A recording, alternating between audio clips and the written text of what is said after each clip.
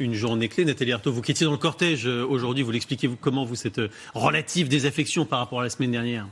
Non, mais moi, ce que je vois surtout, c'est un mouvement qui s'installe dans la durée. Avec moins de monde dans les rues. Niveau très élevé. Ça, vous l'avez constaté. Oui, d'accord, mais le 5 décembre, c'était une date qui avait été posée et préparée pendant 1 mois et demi, 2 mois. Et cette journée-là a été préparée en 2-3 jours. Ouais. Et elle a effectivement mobilisé d'abord et avant tout ceux qui étaient déjà engagés dans un mouvement de grève reconductible, bien sûr. Elle s'est articulée autour d'eux. Et moi, ce qui m'a frappé dans cette manifestation, c'est déjà de voir le niveau d'organisation qui était visible dans plein d'endroits, puisque là, on a vu beaucoup de banderoles de collèges, de lycées, d'entreprises, où on voyait les travailleurs organisés, et justement, parce qu'ils se préparent en fait à un bras de fer qui dure. Je suis moi-même en grève reconductible depuis jeudi, et je peux vous dire que voilà... Parce que vous êtes prof, on le rappelle. Je suis prof, et clairement, on s'installe, dans un bras de fer qui sera sans doute... qui nécessitera du temps, de la détermination, mais on y est bien. Il fallait dire. Il y avait moins de profs en grève aujourd'hui quand même. Oui, mais en grève grève reconductible. Et vous savez, il y a des enseignants compris qui sont encore dans la situation de dire moi je fais le début de la semaine, toi tu fais la fin de la semaine. On essaye de s'organiser. Pour l'instant, voilà, on cherche nos marques, mais ce qui est clair et certain, c'est que ce qui s'est passé le 5 décembre, c'était pas un fétu de paille. Voilà. C'était le début d'un mouvement. Qui est profond et qui peut se renforcer effectivement parce que la colère, elle est grande, y compris dans les autres secteurs qui ne sont pas forcément entrés en grève. Chacun voit évidemment midi à sa porte. Bruno Kettel, est-ce que vous voyez-vous une de ces grévistes et de ces manifestants? Vous entendez le message de Marcel Bénézé, vous lui répondez quoi? Je vais continuer. Je lui réponds qu'il faut qu'il demande des comptes. Vous devriez demander des comptes à ce gouvernement. Mais c'est ce qu'on a fait, on a demandé des aides, mais c'est pas possible. Non, le gouvernement, c'est pas une tirelire, on savait. On a un gouvernement... On a 2000 milliards de dettes. Ce que je veux dire par là... On s'imagine, la France est riche, excusez-moi de vous couper la parole, mais la France n'est plus riche. Aujourd'hui, c'est terminé.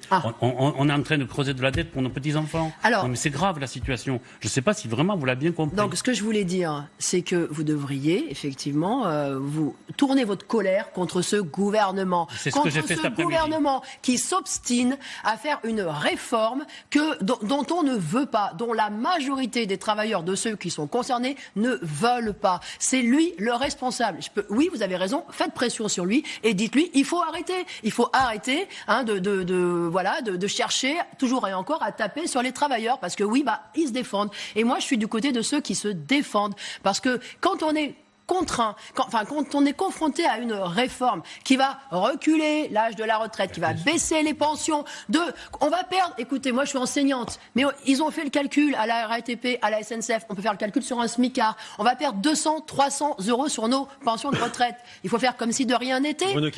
Ça fait des années, qu'y compris les retraités, ils s'appauvrissent.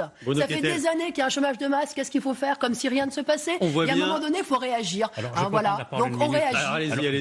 Deux graves erreurs de ces 30 dernières années, c'est la retraite de 65 à 60 et les 35 heures dans l'administration. On n'ouvre pas tous les dossiers, mais Bruno Kettel, puisque on voit bien que chacun se renvoie un petit peu la responsabilité. Jusqu'à quand ça peut durer la situation de M. Bénézé et de ces Non, mais est-ce qu'il y a un moment où le gouvernement peut dire non, effectivement, ça coûte trop cher à la société française et on est obligé de reculer?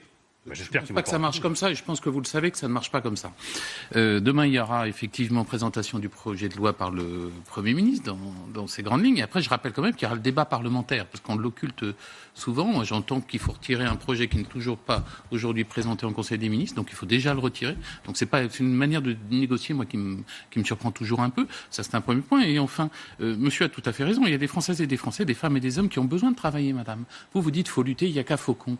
Mais c'est bien gentil d'être dans la simplicité. Il y en a 6 millions qui aimeraient travailler, qui sont au chômage, c'est la précarité, c'est le salaire. Je vous ai pas interrompu. Quand vous dites qu'ils aimeraient travailler, madame, il y a des chômeurs. La vie, je la connais comme vous, et au chômage, je l'ai été il y a quelques années. Donc c'est une situation que j'ai connue. Maintenant, qui est responsable de tout ça. Oui, mais le gouvernement est responsable de tous les maux de l'univers et de l'humanité, j'ai bien compris.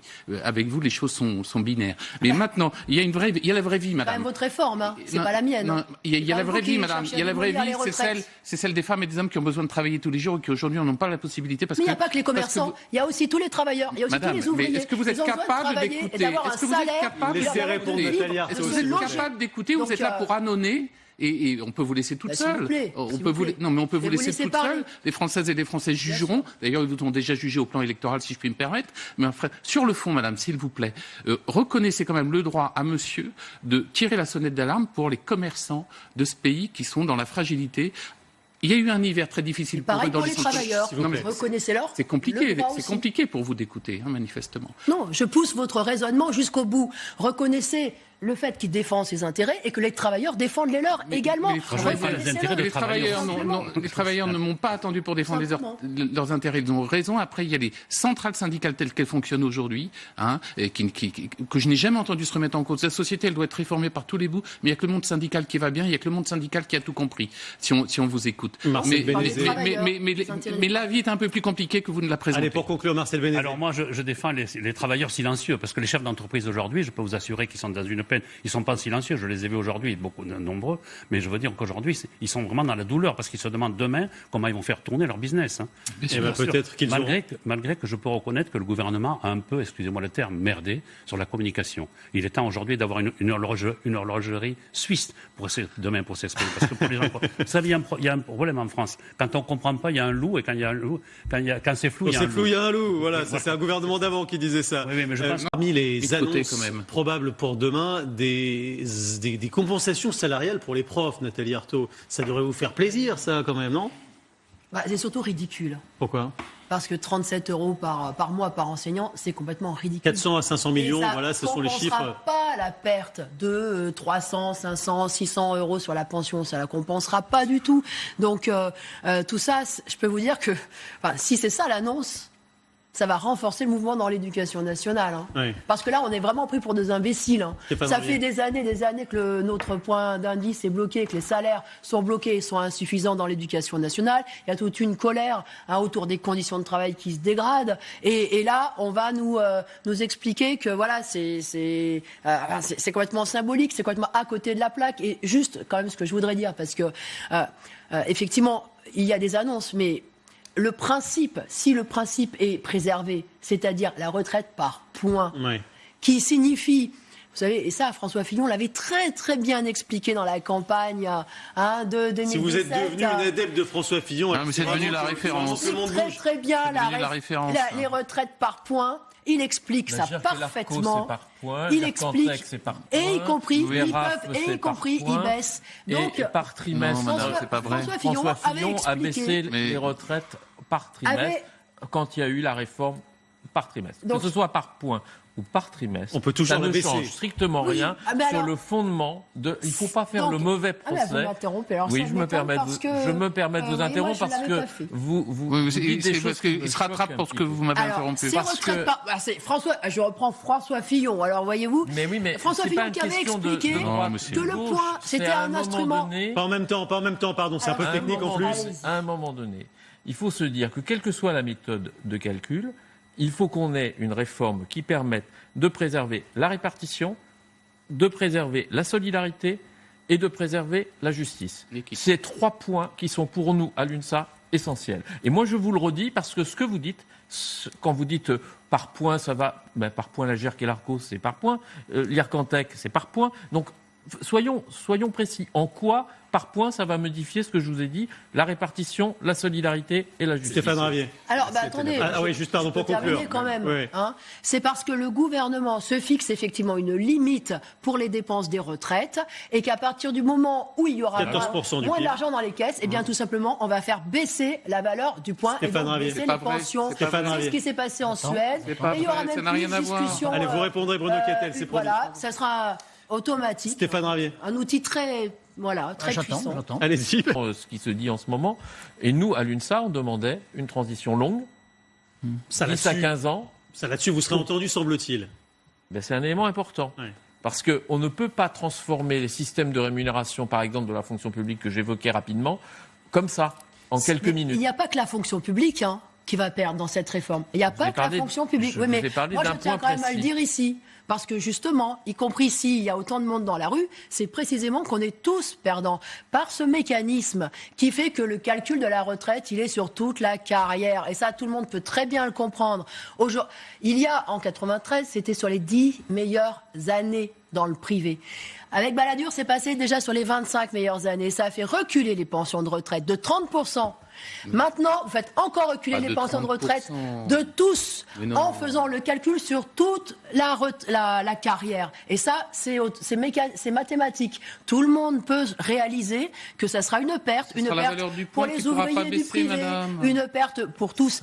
Le salaire de référence, c'est la moyenne de tous les salaires de toute la carrière. Et c'est par ce mécanisme-là que tout le monde est perdant. Tout le monde, privé, public. Et c'est pour ça qu'il y a autant de monde dans la rue. Alors, si ces principes-là, ils restent avec, effectivement, ce chèque en blanc, avec cette histoire de points, eh ben, je peux vous dire que la contestation, elle va continuer, ça c'est sûr. Et en tout cas, et j'espère jusqu'au retrait de cette réforme.